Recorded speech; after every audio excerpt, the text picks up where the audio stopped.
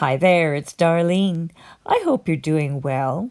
So, I've got quite the story to tell you.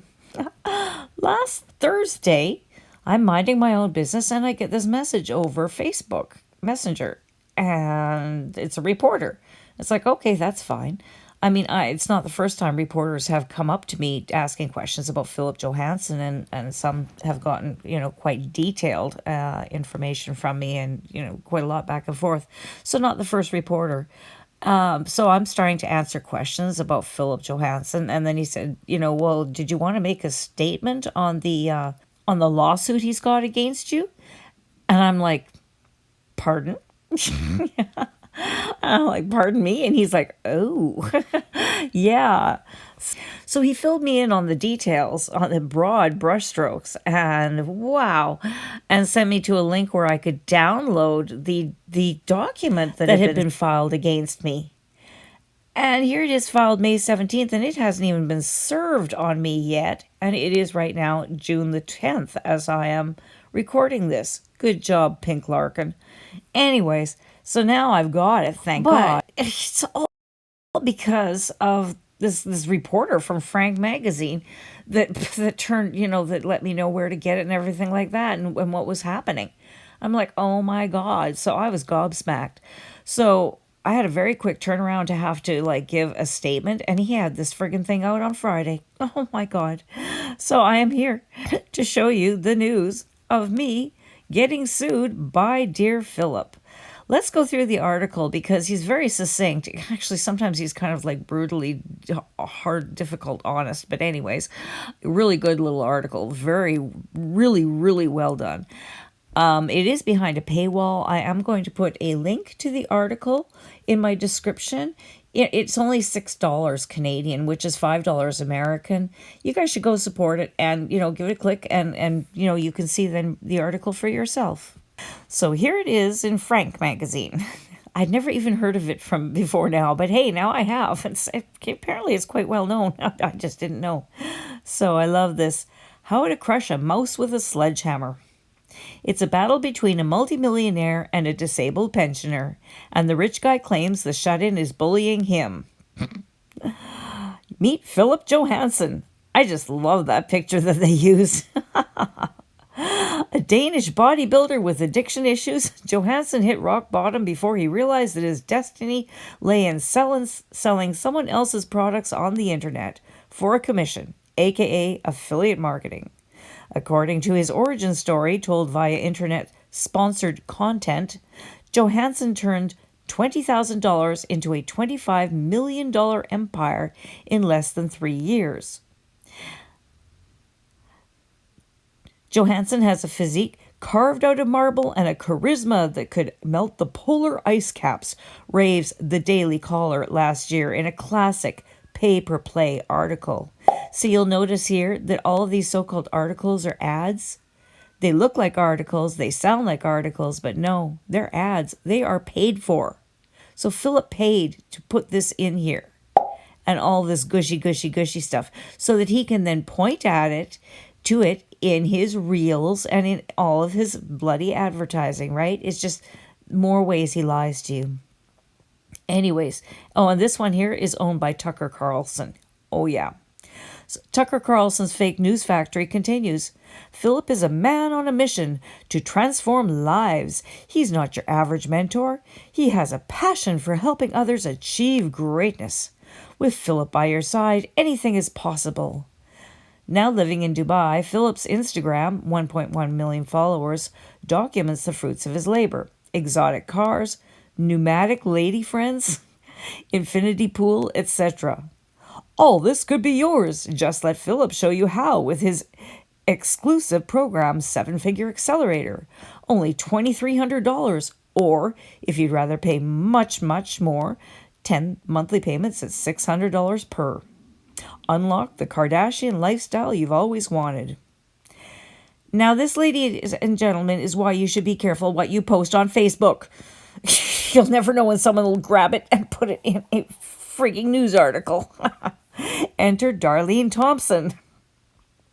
Originally from Saskatchewan, Darlene has lived in Digby County for the past decade. A CPP disability pensioner with agoraphobia, she's got lots of time to kill. Man, imagine having your life summed up in one sentence like that, eh? Jeez. By her own account, she spent tens of thousands of dollars on get-rich-quick schemes like Johansen's between 2017 and 2020. Regrets? She's had a few. Then she discovered Johansen, and the deja vu hit her hard. He was selling the same champagne wishes and caviar dreams that prompted Darlene to empty her purse. So she decided to warn others away from the likes of Johansen. With a YouTube channel and nothing but time, she made it her mission to alert her 1,400 subscribers about Johansen's MO. Well, I was well under 1,000 subscribers when I started this. Over the past year, she's posted 89 vids. Run screaming, don't buy this program. That's my call to action. Oh yes, I said this stuff, absolutely. It's run like so many cults with a charismatic leader, preying on people online, gaslighter and a manipulator, disgusting, vile man. Johansen responded with a cease and desist missive last January. Undaunted, Darlene took to YouTube to read from his letter. This content is defamatory and undoubtedly lowers Mr. Johansen's reputation in the eyes of a reasonable person. Well, I should frigging well hope it did, quoth Darlene. Oh yeah, I said this. That's the whole point, isn't it? Jesus is supposed to lower Mr. Johansen's reputation by calling him out and calling him a scammer. And then Johansen took a swing with a sledgehammer.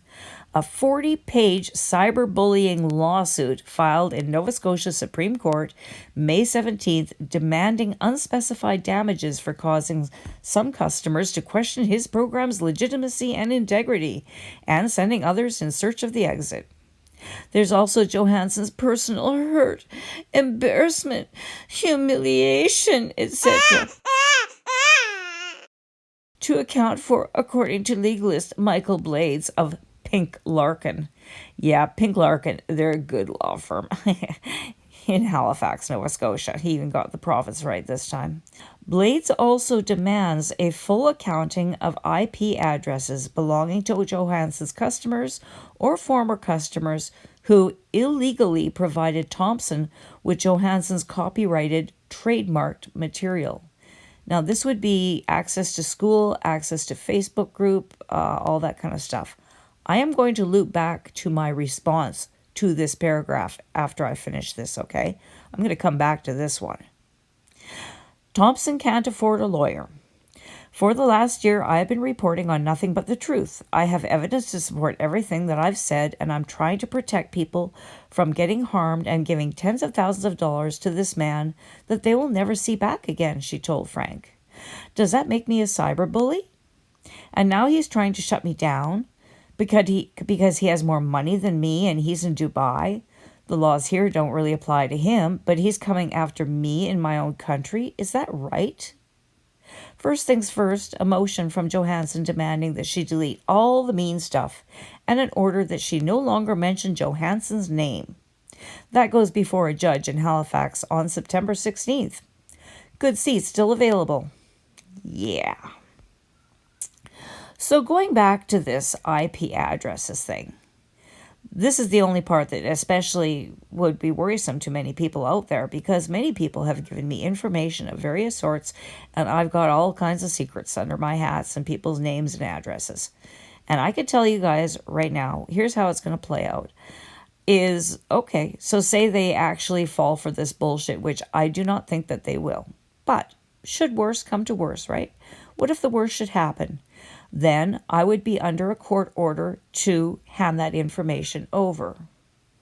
I will then say, no, I will not hand it over. Then the courts will possibly look at fining me. In that case, I am right now, here's some personal shit I didn't want to have to tell you guys, but anyways, right now, I am going through bankruptcy. I'm in bankruptcy right now. Plus, and being in bankruptcy, it means I have no personal assets. The house is mortgaged to the hilt. I have nothing. And as this article already told you, I'm on CPP disability. I have nothing. Nothing that the courts can take out of me. Freedom is just another word for nothing left to lose. Except, if I'm in contempt of court, I believe that they can send me to jail. I will go. I'm 59 years old and a shut-in. What's the worst they can do to me? And just wait till the news gets a hold of that. And I'm going to make it very, very, very, very plain to them that I am willing to go to jail and that that's really the only way that they can hurt me. Because you know what? This is happening in the middle of September. And after that, it's winter time in Canada. And it gets bloody cold where I am, and it's hard to heat this house. It'd be a lot easier if I was in a nice warm institution somewhere for white-collar criminals in Canada. Fine. Have at it. Pink Larkin and Philip Johansen. I'm all ears. And further in that regard, here's from that document, that 40-page document that they sent me. That here's what they're asking for. The plaintiffs repeat the foregoing and claim against the defendant for the following relief: a declaration that the defendant has unlawfully defamed each of the plaintiffs. Oh, each of the plaintiffs? That's Philip Johansen and Philip's agency. Like, duh. So, that I've defamed him. Screw you. No, I haven't. Under the normal definition of defamation, that's hard to say. Under the normal definition of defamation, defamation is lying about someone, and everything I've said is the truth because I've got backup, and I will stand behind that. And I've always shown you guys the backup. You know I've always got backup. And so it's not defamation. However, this whole cyberbullying thing is a whole different kettle of fish. But right now, yeah. But this is also why I will never say that I have defamed the plaintiff. And so they are requesting special damages for defamation in an amount to be provided at trial. So they're not going to say how much right now. But as I say, it doesn't matter because I have no money. I'm on a government pension that they cannot touch. I don't have any other sources of income. It's like, good luck. And by the way, the millions that I'm making off this YouTube channel, right, I spend more every month than I make. General damages, again, good luck.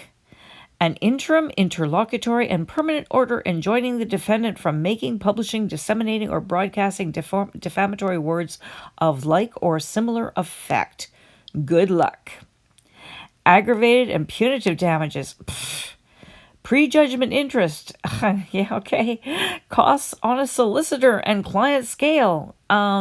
Pink Larkin, I hope you're getting your money up front because you're certainly not going to be getting it from me. So if you're listening to this, and I hope you are, make sure he pays you up front. Such further and other relief as this honorable court deems just. You know, the thing is you really have to come to these things with clean hands. And I can prove that he is a scammer and what he's done to people, Canadian people. And what I do is in the public interest. Also, Canada has its own version of the FTC, only it's the Department of Justice Canada. We have our own laws called the Competition Act, and it has very similar wording to the FTC wording that I've been flogging at you guys for months and months and months. So, yeah, great. So I've been always, looking into what the FTC says on this and that and the other thing. I've never really looked at what Canada has to say. So, good grief. So here I am reading up on the Competition Act all weekend. So, yeah, he's definitely broken rules here. His advertising, all the things I've been breaching basically from the FTC. I'm not going to go into the exact bit because I don't want to give away my whole hand here. But yeah, so because I was following and hot on the trail of a fraudster, and now he's turning the tables to say, oh no, she's been cyberbullying me. It shows bad faith. It shows unclean hands. And there's all kinds of other things that I'm looking at that are excellent defenses. And I don't know if you remember, but I do have a background in doing legal research for high-powered law firms in Calgary, Alberta, and then for working at the Department of Justice in the territory of Nunavut. So, yeah, this is actually pretty interesting for me. But you know what he's doing with this whole cyberbullying thing? It's disgusting, really. This is new legislation that Nova Scotia is bringing in, and it's good. There's nothing wrong with it. The Intimate Images and Cyber Protection Act discourages people from bullying others online or by text or email, and from sharing intimate images of someone without their consent. The actual act also gives victims a way to respond when these things happen.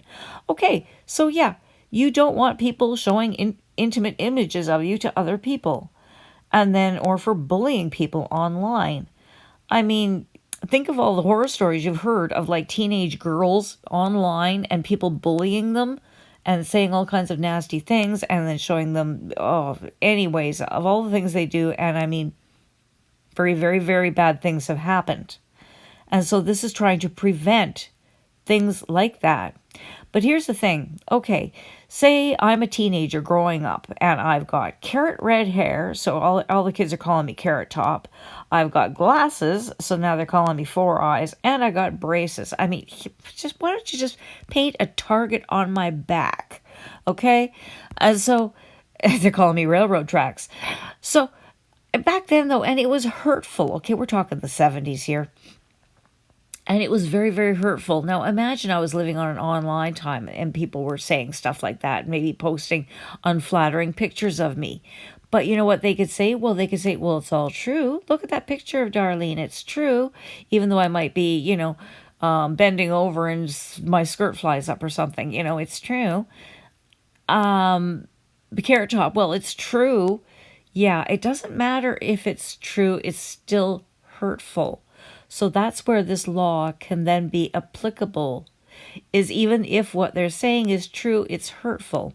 So that is how Philip is perverting it, saying, even if what Darlene is saying is true, it's hurtful, because you know what? It's hurting my feelings, and it's my personal, professional character and reputation, and my dignity in office, and personal embarrassment and humiliation. So that's where the cyberbullying bullshit comes in this document. The plaintiffs repeat the foregoing and claim against the defendant for the following relief: an order declaring that the defendant's communications constitute cyberbullying, an order prohibiting the defendant from making further communications that would constitute cyberbullying. So basically, they want everything I've ever posted on YouTube, TikTok, Instagram, or wherever to be taken down, and never, ever, ever say anything nasty about them ever again. An order requiring the defendant to provide any information in their possession that may help identify the third parties who are using an internet protocol address, website, electronic username or account, electric mail address, or other unique identifier to provide the defendant with unauthorized access to the plaintiff's educational and training programs and platforms without consent, in order to assist the defendant with performing the acts of cyberbullying.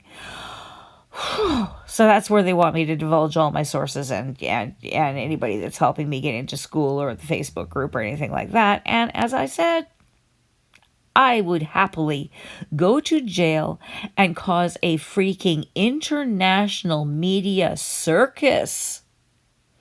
It would be my pleasure. Oh, and by the way, did you notice the new background on my thumbnail?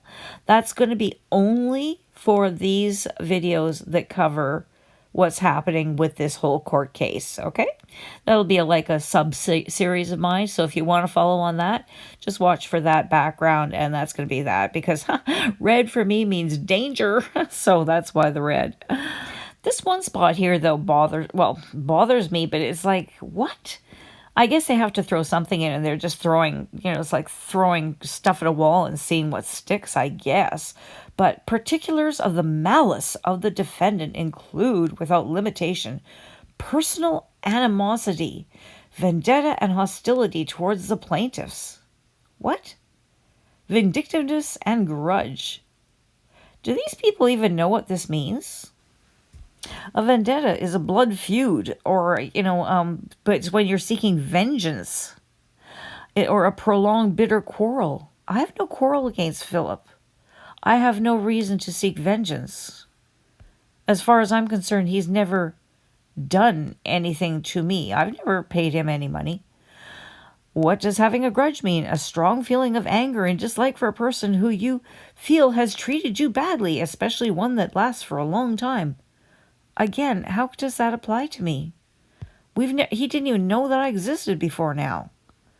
Vindictiveness is a strong desire to get back at someone. Well, again, what? This makes no sense whatsoever. I mean, I'm feeling a wee bit vindictive and vengeful right now, but I wasn't when I've been doing this for the last year and a half with my 89 videos. It was nothing personal, that's for damn sure. Now you want to talk about Jonah Armstrong, yeah, Jonas Lindgren, oh yeah, but Philip, fuck no. Oh, excuse me, no, not at all. And then C, that the defendant knew or ought to have known that the words would cause harm to the health and well-being of the plaintiffs. Right. D, that the defendant attempts to profit financially by publishing malicious and defamatory comments about the plaintiffs. And in other parts of this document, it mentions my buy me a coffee thing. And it's, oh my God. I tell you, with the money I get from that, which is nothing anymore. I did earlier get maybe $50 to $80 a month. That was like way earlier. Now, hardly see a thing. And my YouTube revenue is down right now because I haven't been hardly putting anything out. I haven't seen a check in a couple months now. And as I say, I've got monthly costs to keep everything going. So yeah, I mean, you wouldn't believe how much I have to pay for cloud memory for all of the long Zoom calls and everything I keep up. Like, no, I'm losing money on this. I'm having to pay out of my pension for this. I'm not complaining. I'm just saying that I am not attempting to profit financially. I mean, if I was, I'd be working a whole hell of a lot harder. Failing to investigate or make any inquiries. This is priceless. Failing to investigate or make any inquiries regarding the accuracy of the statements before publication. Excuse me? You guys just heard what they were saying about me having access to school. So they know I've got access to their entire course, to their Zoom calls, and they know I've got access to their Zoom calls because of my videos and everything else. And they're saying that I failed to investigate? All I've done is investigated and gone from their own materials and Philip's own words because they're beating me over the head for it and trying to get my sources. And then they're saying here that I didn't investigate and make inquiries regarding the accuracy? Bullshit. I just didn't ask them, because I knew that they'd friggin' well lie to me. And here again, the defendant interfered with the plaintiff's economic interests for her own personal profit, using unlawful means with the object and effect of causing damage to the plaintiffs. But you know what? Philip Johansen just can't get it through his head. I can't wrap his mind around it, and I'm sure his high-priced lawyers at Pink Larkin can't wrap their little teeny little brains around it either, that I'm not doing this for personal profit. I'm doing this because I have nothing better to do, and because it interests me. And it makes me feel good because I am helping people. I've helped tons of people get their money back, and that makes me feel good. Not everybody could, but I have made a difference, and I'm very happy that I have. If I can bring even more light to this, especially international light, make it into the news as to what these scammers are doing, this would make me happy. So, Mr. Johansen, bring it on. You might want to ask your lawyers, though, that, to serve the documents on me, get the clock ticking. But, hey, that's up to you. I don't know. Maybe you haven't paid them yet. What do I know? So, everybody, you have a good night, a good day, whenever you may have caught you. Darlene out.